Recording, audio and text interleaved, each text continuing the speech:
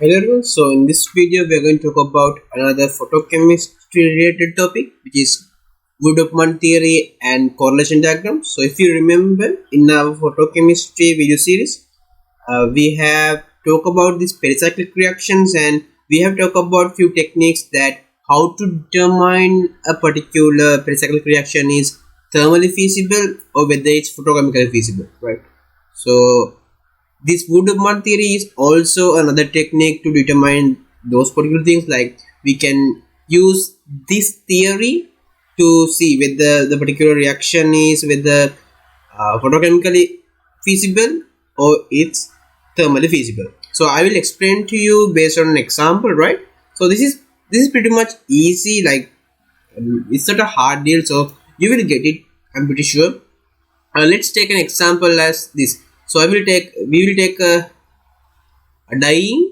Here we have a diene, and we will take the reaction of forming this compound. So basically this reaction is coming from conrotated ring closure.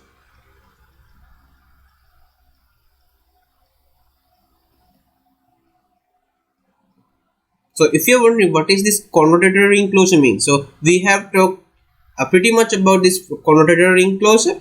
So if I explain to you in very simple terms, so if I draw the same structure with the orbitals like this, here this is my orbitals. Now when the reaction happens, right, when the reaction happens, you will see there's a new bond formed between these two carbons, right? So which means these two orbitals must be interact. Now there are two ways that these can interact, right? The first way, right, these two orbitals can interact is by rotating this orbital in right hand direction and rotating this orbital in the right hand direction. Both are rotating on the same direction, and now what happens is the orbitals will rotate like this here. So this part of this orbital right here, this upper part of this orbital will go and interact with the lower part of this orbital, right? So in that case we will have this part, we will have this structure. So let me draw it again, that too. Okay, here we have two orbitals here and we have the orbitals here, right? So this way, right, as you can see here, the two orbitals are rotating on the same direction, so we say that it's conrotatory. If this happens on other way around, right, so this orbital happens in right hand direction and this orbital will rotate in the left hand direction, so the rotation is opposite. This comes this way and this comes the other way. Now in that case you will see your structures are like this. Your intermediate structure, this is the intermediate structure, right? It's like this. So this part will go and connect with the upper part of the other orbital. So now this we call as disrotated ring closure, right? So that's what we are meaning by conrotatory and disrotatory. So currently in this example we are focusing more about the conrotatory ring closure. So both the orbitals are rotating on the same direction. Now how to arrive on our answer? Our final goal is to obtain whether this reaction have feasible on the thermal conditions or whether this reaction feasible on the photochemical conditions. So the first thing you have to do, you have to identify the symmetry elements which is last through the whole reaction. So we have two symmetry elements to check. The first one would be the sigma plane and the other one would be C2 axis. We have to check both of these symmetry elements for initial structure, final structure and for the intermediate. So we have to find which element, right, lasts throughout the whole reaction. So let's do it, right? Here, this is how we're going to do it. First, let's go into here. So we will first use the sigma plane. So the sigma plane is basically like this. So you will see it's just like this. This is the sigma plane. So I hope you can understand it, right? It's bisect the whole structure in half, right? So it's just like taking the screen, right? So it's not on the parallel to the screen. So this is basically the parallel to your screen. No, it's the other way around. So this is the plane which we are talking about. So you won't see the whole plane, right? You will only see the one side of it. So it goes to the screen. I hope you can understand. So let me show it again. So here we have the structure. Okay, here we have the structure, and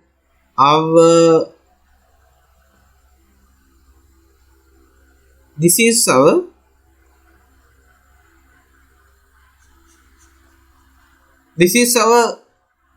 sigma plane. This is our sigma plane. So it goes through this line. So like I hope you get the idea, right? I hope you get the idea. So think it a little bit in 3D manner. Try to think it on 3D manner. Oh, if you still can't understand it, I will try my last attempt like this. So think this as a rectangle, right? So this is a rectangle. It's on your screen's plane. Okay. Now, okay, look at this. You will turn this rectangle in 90-degree angle. Turn this rectangle in 90-degree angle. So I am not meaning like this, not rotating like this, right? We are not rotating it like this. No, we are rotating in this direction. So when you rotate this on 90 degrees, what you will see? You will see it like this, right? You only see the one side of it, right? You will only see the one side of it.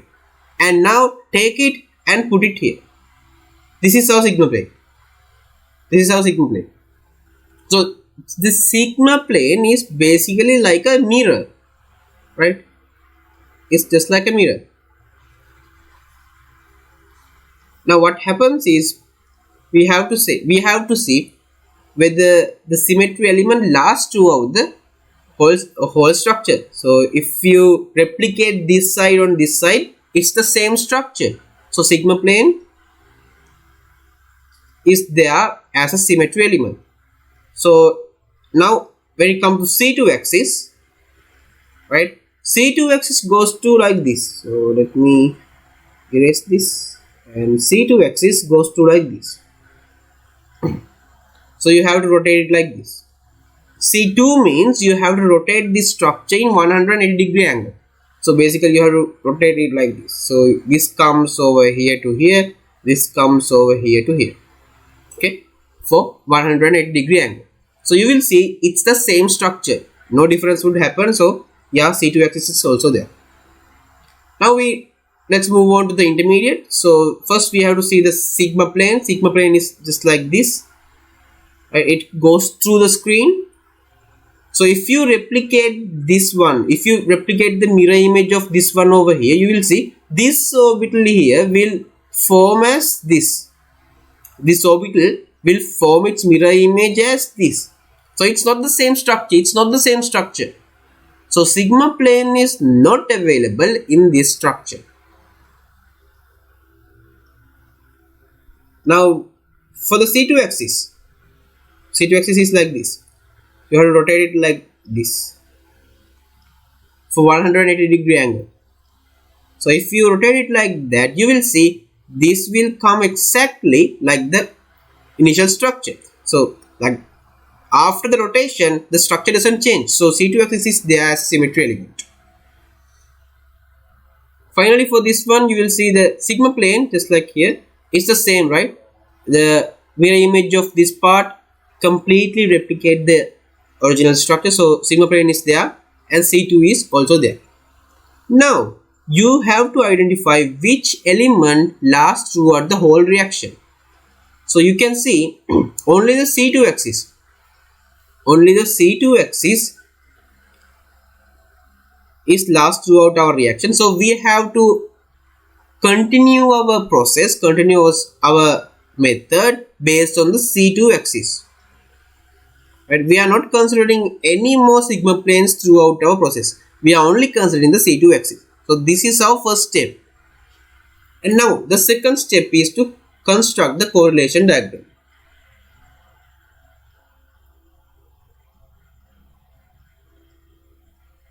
Okay. Now if you remember, here we have 4 orbitals. We have 4 atomic orbitals. So which means in correlation diagram, this is similar to the molecular orbital diagram. So you will have to draw 4 molecular orbitals. So this is the first one here. Now we have done these molecular orbital diagrams in our previous video. I will put the link here because these molecular orbital diagrams are a little bit different than the normal like oxygen, chlorine, this molecular orbital diagram. This is a little bit different. So if you are struggling with this molecular orbital diagram, this particular diagram, I will highly recommend you to go through this video and watch it again. Okay, I have explained it clearly like how to construct this diagram. So I will try my best to explain to you every bit of details in this case. But if you need further clarifications, you can go through and watch this. Now there are 4 orbitals we must be considered of here. Second one,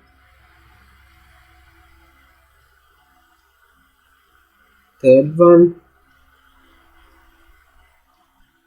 and finally the fourth one.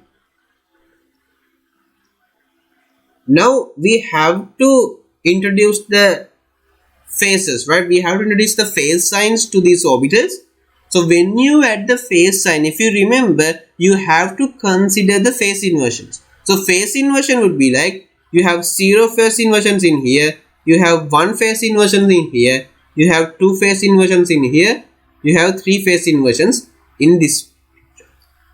So basically what the phase inversion means, we have to assign a sign for each phase of a orbital. So orbital has a 2 phase, the upper phase and the down phase and the lower phase. So let's say in this case we are introducing positive for upper phase, positive for upper phase, positive, positive. So there are no inversions, right? There are no negatives. There are no orbitals interacting with the negative side. So there are no phase inversion. So now here you have 1 phase inversion. So you have to make 1 positive negative interaction. So what I'm going to do is I'm going to introduce positive here, and I'm going to introduce negative here, negative here. Now I can see there's a positive negative interaction over here. If you are wondering why we can't insert this interaction over here or over here, we have to follow the symmetry. If you like insert like positive, positive, positive and negative, right, then your phase inversion will build up over here, but it's not symmetry, right? It's asymmetry. So that's a problematic. So we have to always introduce the phase inversions as they follow the symmetry. So here you have 2 phase inversions, so basically they have to come here and here to follow the symmetry. So I will put it like positive, negative, negative and positive. Now you can see positive, negative, 1 phase inversion, negative, negative, no phase inversions because the same sign, negative, positive, 1 phase inversion. Here 3, it's like positive, negative, positive, negative. This is the phase inversions, right?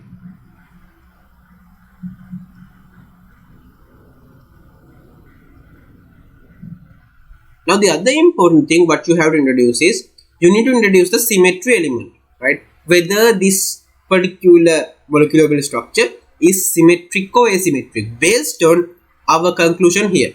We are considering the C2 axis. So what you have to do is you have to see here, you rotate this as in the C2 axis. If you rotate this on C2 axis, if you rotate this structure on C2 axis, you will see this one goes here and this one goes here. So you will see that this positive here, look at this positive phase is coming down, right? So this is the structure we will get. After the rotation, we will get the structure like this. All the positives are in the downside. Here, look at this one goes here and this one comes down, right? So this is not the same structure. So this is asymmetric. This is asymmetric.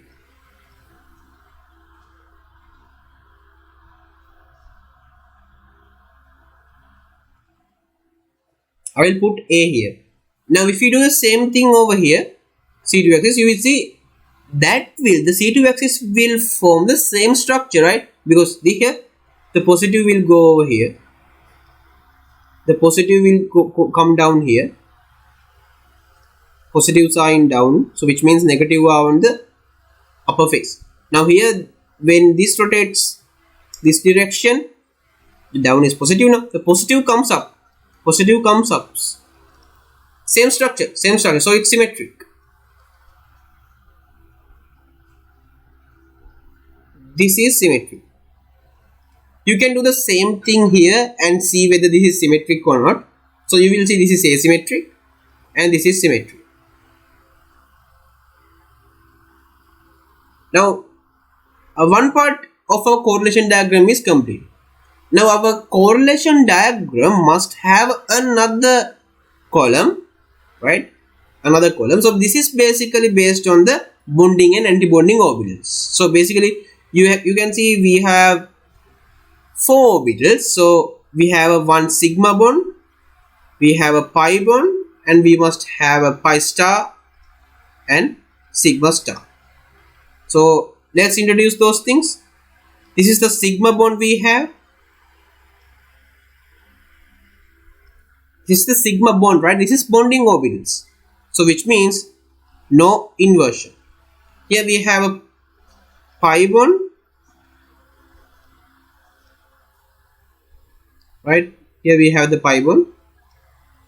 Both are positive because this is bonding, and pi star. Now here comes the case. In pi star you have positive and negative because there must be a phase inversion. This is anti-bonding. Sigma star.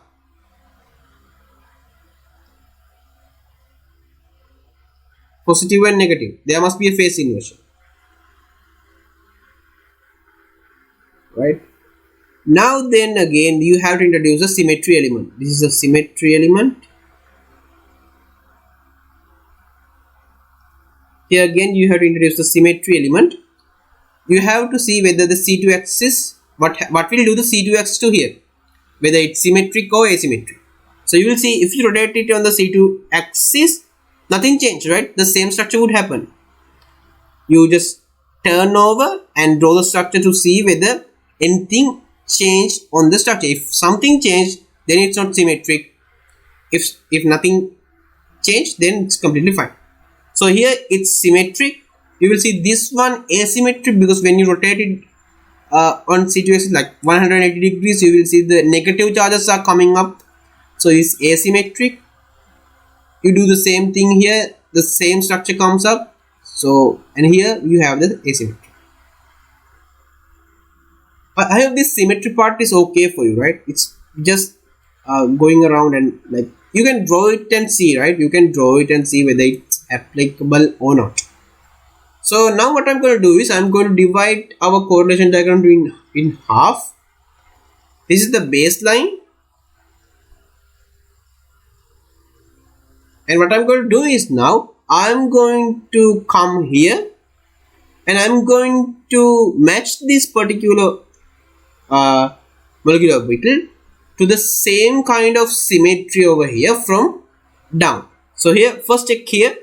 This is symmetry, right? So this is not suitable for symmetry. You will find asymmetric part here. So I will match this one over here. Now let's go to the another one. Here this is symmetry. So you need to find a symmetry one. Here you have to start from down, right? You have to start from down. Always start from down. So here you have the symmetry. Asymmetric one. This is not suitable. This is suitable but it's been occupied. So you can't use this. Not suitable. Here you have the suitable one. Here this is the one. Now as our final step we can say, right, this particular reaction, this reaction over here, this is thermally allowed. Why is that? Why we say this is thermally allowed? Because as you can see the baseline is completely free, right? There are no interactions to the baseline. So if there is any kind of interaction like this, so like this, the baseline is being violated here.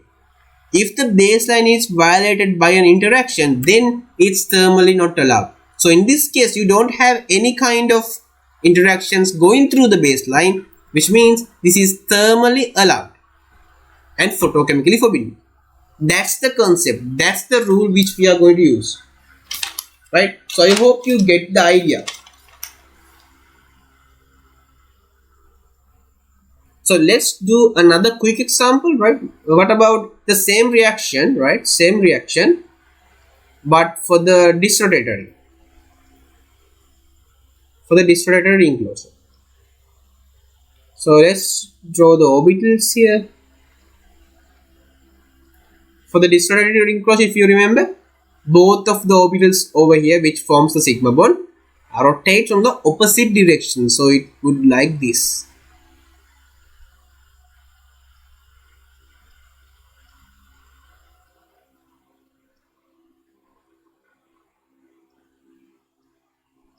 Okay. Now what we have to do is, you have to check the C2 axis and the sigma plane. First, let's check the C2 axis. Okay, here this is the axis. Rotate it down. So remember, in the first step, right? This is the first step to check the C2 axis and the sigma plane. You do not add faciality. You do not add positive and negative signs to your orbitals here. We will do that thing, the positive and negative signs, only in the correlation diagram. So in this case, you just check the symmetry. So here you can see the C2 axis completely give the same structure. So C2 axis is there. Sigma plane, basically the plane over here, you just choose one side and replicate the same mirror image on the other side and see whether the same structure happens. Here the same structure will apply. And here you will see the sigma plane is there. Right? Here the mirror image of this particular orbital is just like here.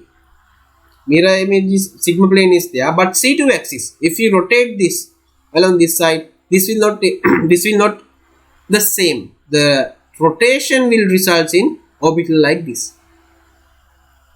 So in this case, you don't have the C2 axis, but here you will have the C2 axis and the sigma plane. So in this case, you will see the sigma plane is the symmetry element that stays throughout the reaction. So we will continue our discussion. We will continue our method with the sigma plane.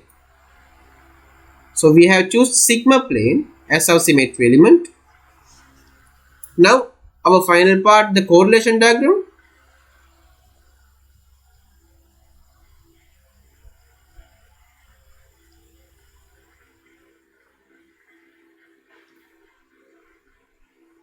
Okay, we have 4 orbitals. This is the initial one.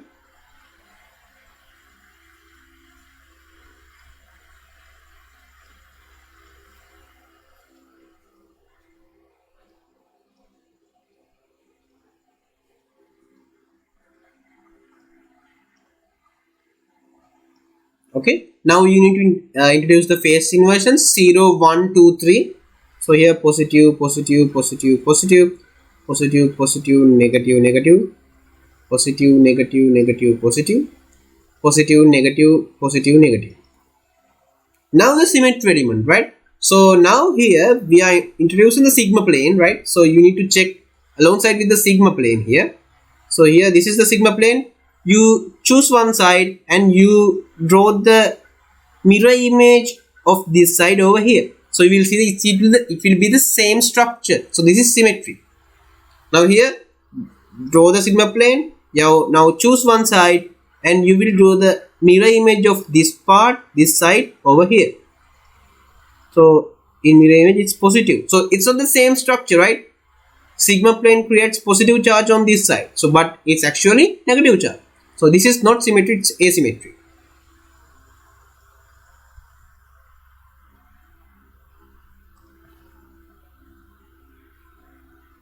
And here you do the same thing and you will find this is symmetric and this is asymmetric. And now here you are going to the bonding and antibonding orbitals. So here you have the sigma bond, pi bond, uh, antibonding orbitals of pi bond and antibonding orbitals of sigma bond. So here positive positive, positive positive, positive negative and positive negative. And the symmetry element you have to choose again the symmetry element. This is symmetry, right? This is symmetry. The sigma plane, we are considering the sigma plane. If you draw the sigma plane and replicate the same thing, this is symmetric. This is also symmetric, and this is asymmetric, and this is asymmetric. Now let's draw the baseline over here, and let's connect the symmetry based on symmetry element. So here you will see this is symmetry, so you need to find a suitable symmetry element from this side. As you can see, from down in here we will find the symmetry element. So you need to connect these two. Always remember, you start from the down, right? You choose one from here, and now you have to choose another one which is suitable based on the symmetry from this side. So you choose the suitability, right? You choose your suitor from the down. You first look at this one. If it's suitable, then you draw. But if it's not suitable, if it's not parallel for the symmetry, like if it's not symmetrically equal, then you go to the upward. You are not starting from here. Good. Now here you have asymmetric. So this is not asymmetric, not asymmetric. Here comes the asymmetric. Here. Okay, this is symmetric, so it will go here and it will go here. Now here's the case. You will see the baseline is being violated, baseline is being crossed. So this is thermally forbidden reaction.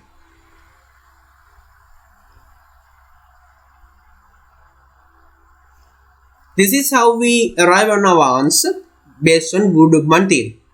So I hope you get the idea. So it's a little bit about drawing, and you just have to think a little based on the symmetry. So there are symmetry elements playing a key part in this concept. Other than our other concept like frontiorbital theory, we have not used much about these symmetry elements. So if you are okay with the symmetry elements, like if you are good at these symmetry operations, I'm pretty much sure the Woodward-Hofman theory would be the best suitable case for you. But again, in your exams, I think most of the time the exam question would verify. Exam question would insist that you must follow this particular process. So you have to be okay with all these processes like frontier molecular orbital theory, this Woodward-Hofman theory. You need to be okay with these things. So I hope it's fine. If you have any questions, please feel free to comment below. I will try my best to answer those questions. Other than that, let's meet on our next video. Have a good day.